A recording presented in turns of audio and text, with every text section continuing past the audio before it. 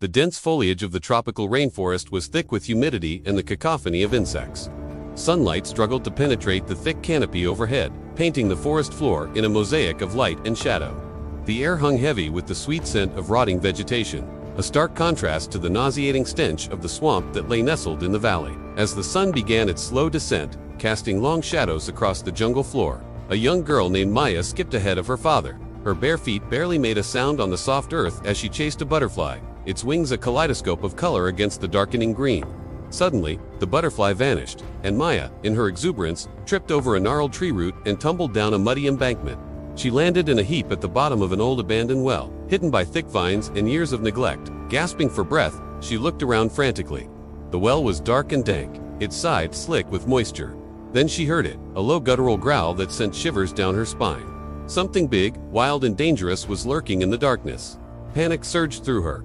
She wanted to scream, to call for help, but no sound escaped her lips. As the beast approached, its growl echoing off the stone walls, Maya curled into a ball, bracing for the worst. But instead of the sharp teeth and claws she imagined, she felt the gentle nudge of a wet nose and heard a soft whimper. Peeking through her fingers, she saw a pair of luminous green eyes staring back at her.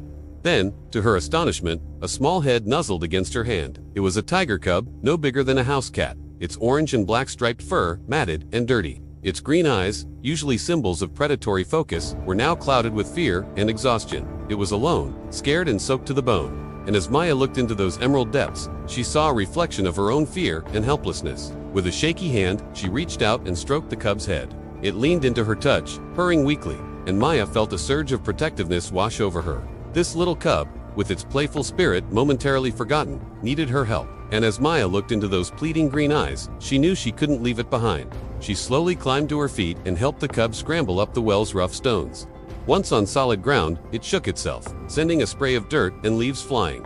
Then, as if remembering its fear, it let out a distressed meow and darted into the undergrowth. Maya stood there watching, torn between relief and worry. She knew she should go after it, but the dense foliage and unfamiliar paths of the jungle held their own dangers. Just as she hesitated, a strong hand clamped on her shoulder. Turning around, she found herself face to face with her father, his expression a mixture of concern and disbelief.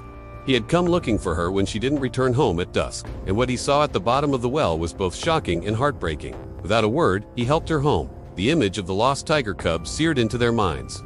As the night deepened, the thought of the cub, alone, scared and vulnerable in the vast jungle, weighed heavily on their hearts.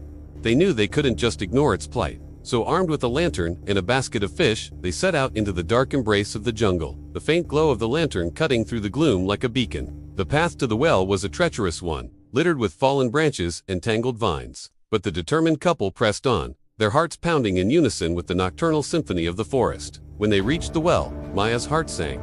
There was no sign of the cub, only the mocking hoot of an owl from somewhere in the dense canopy overhead. Had it wandered off into the darkness or perhaps become prey to some nocturnal hunter? Then, as if answering her unspoken question, a soft whimper echoed from inside the well.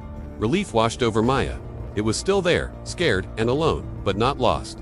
With renewed determination, they began the arduous task of lowering the basket of fish to the bottom of the well. One by one, they dropped pieces of fish, each tossed morsel a lifeline of hope in the darkness. And then, like magic, a pair of glowing green eyes appeared at the edge of the lantern's light. The cub, thin and shivering, hauled itself up the rough stones of the well, its eyes wide with gratitude. Wrapped in a blanket, Maya cradled the cub, its small body trembling with cold and fear. Its emerald eyes, usually symbols of untamed power, were now pools of vulnerability and trust. She felt a profound sense of responsibility, knowing that this magnificent creature was now dependent on her care. Gently, she carried the cub back to her village, where a group of villagers had gathered, drawn by the commotion. The sight that greeted them was both surprising and touching. A young girl walking through the village with a small, shivering tiger cub in her arms. News of the cub spread like wildfire, reaching the ears of the village elder, a woman revered for her wisdom and connection to the jungle. She came to Maya's home, her wrinkled face etched with concern. After hearing Maya's tale, she nodded understandingly. "The jungle," she said, her voice raspy with age, "is a place of balance. To take a life is to upset that balance, but to save a life is to restore it."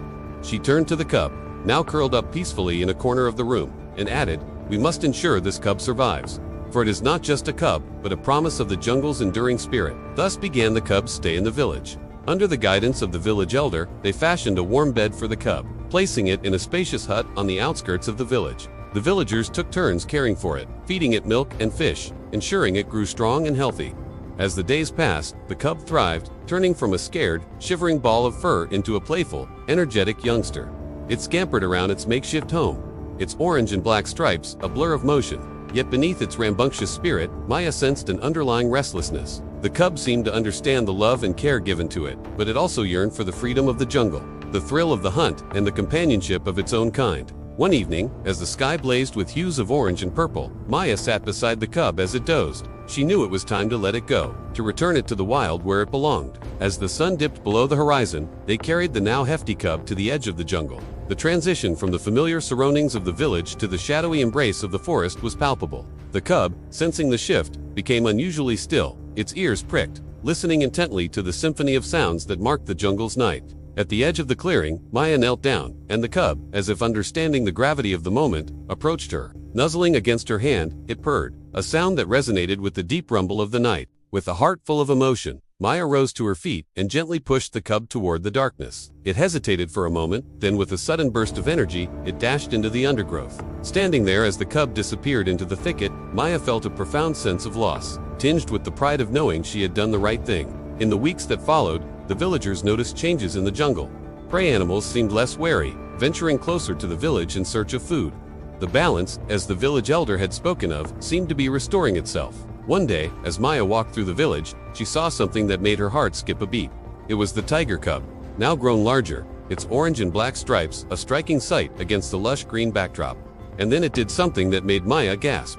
It walked up to her, rubbed against her leg, purring loudly, and then turned and disappeared into the trees. From that day on, the villagers saw the cub more often, a silent, watchful presence at the edge of their vision. They knew it was there, a reminder of the indomitable spirit of the jungle and the profound bond between humanity and the wild. The cub, once lost and afraid, had found its way back to health and freedom, becoming a symbol of resilience and the power of compassion. If the tale of the lost tiger cub touched your heart, don't forget to subscribe to our channel for more stories of courage and compassion. Like this video if you loved it, and share your thoughts and feelings in the comments section below. Your support means the world to us and inspires us to keep bringing these stories to life.